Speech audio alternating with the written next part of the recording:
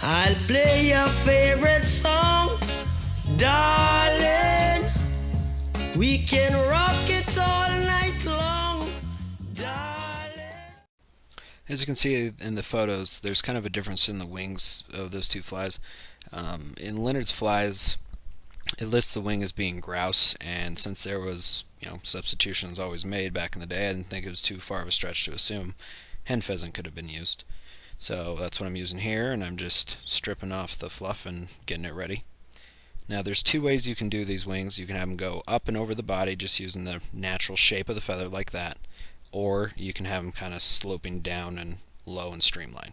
I like streamline, personal preference. So what I do is I just trimmed out the bottom of it so that way it'll sit flush.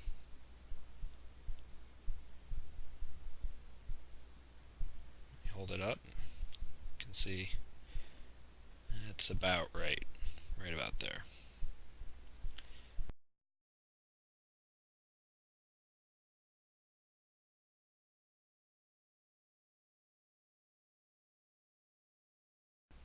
So what I did there was I just notched the stems, just using my thumbnail on the bottom side to put a little bend into it, so that way when you tie it on, they don't want to push down into the fly as much. It kind of humps it up and over the body, so you put that just behind the tying point. Hold the quills on top of there and put down some wraps, and you want those stems to be sitting side by side. You don't want them to overlap or twist or anything like that. That'll cause a whole world of problems. So just make sure they're sitting right the whole way down. Sometimes putting full feather wings on can be a little tricky, but just keep at it, you'll get it. And there you can see what I was talking about with the tail being just off the center line, whereas the wings just down just a little off the far side of the center line, so it'll sit right.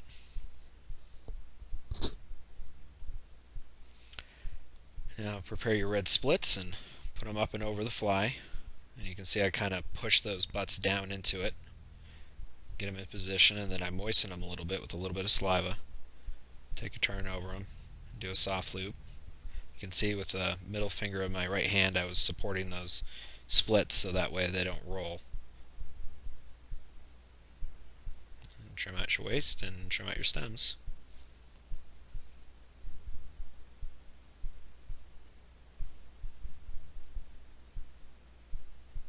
Tidy up.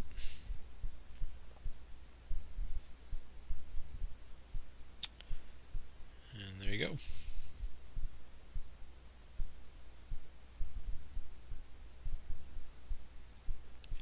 So select and prepare a couple schlappen feathers by removing all the fluff at the base and then double them.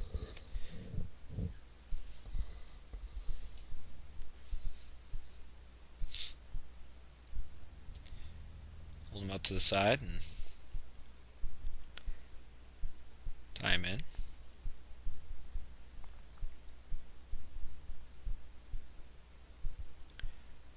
Sometimes those stems are a little uncooperative, so just keep at it until you get them to roll right. You can junk them and pick a new feather if you want, if it's giving you too much trouble.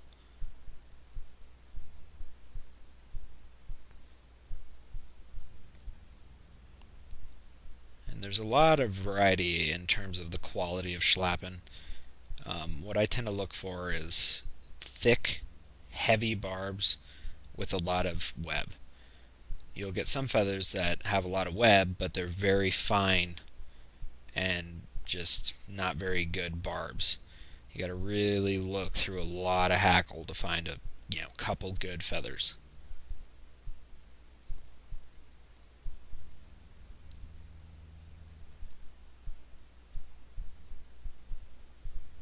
So again, prepare your second one.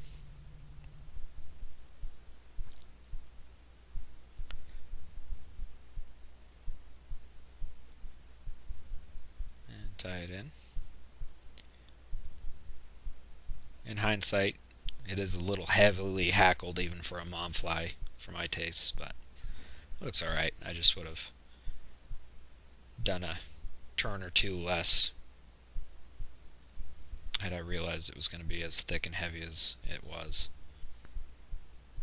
But my tastes are constantly changing, so it is what it is.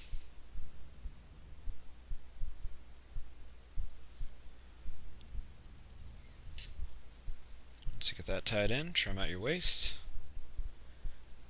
And when you're trimming out the feather tips, kind of stagger them so that way you help build the taper into the head too. And a little minor touch up.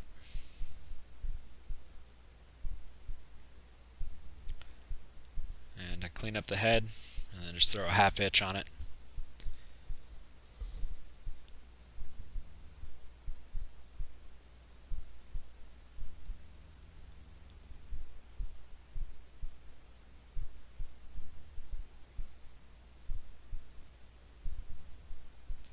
Wax makes it really difficult to do those.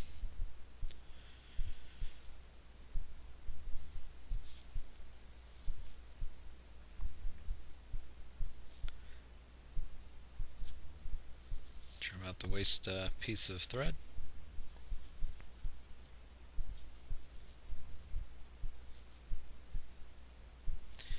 And then I do a couple little dabs of head cement varnish at the front there, just to finish up the front of that head where it'll be sticking out from underneath the wool, just so it looks good. So let those dry in between applications.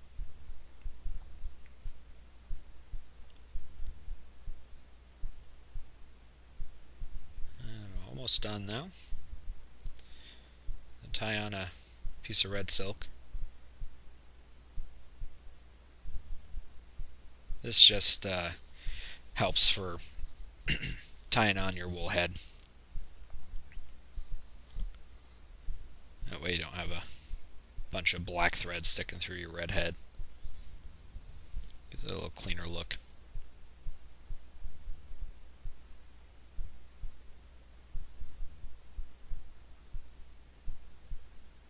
Trim out your waist.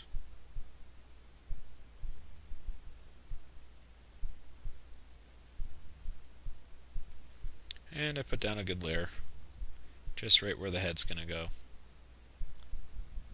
I like how having a little bit of the black head sticking out the front. And then I just do another little tiny application of varnish to the front, just to make it pretty up front too.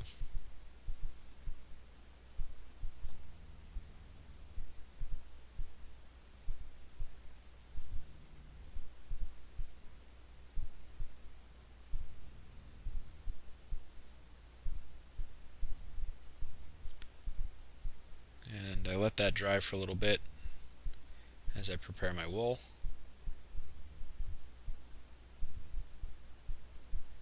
Now just dub small quantities onto your thread at a time.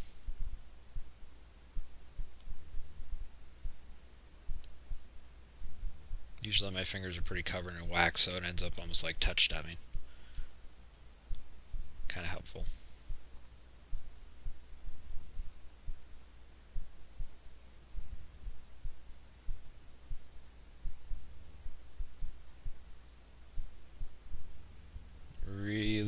Really tighten up that dubbing. Really want it on there. And any residual wax left on your fingers will help to really tighten it up as well. And once you think you've applied enough and it's tight enough, you can start to wrap it.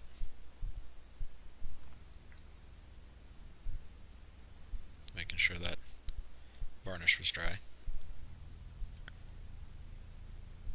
Slowly apply it. Tighten up any dubbing. Try to build a little bit of shape into the head. And go into a double half hitch.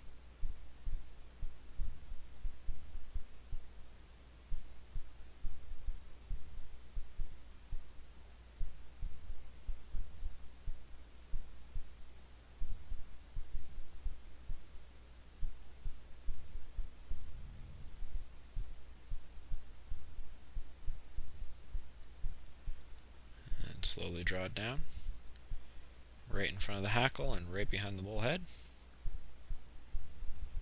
And draw it nice and tight.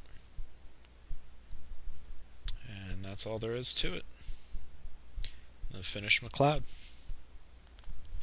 Hope that was helpful. 'Cause I've got to love, darling. Love, sweet love, darling. Mellow mood has got to me. So let the music rock me.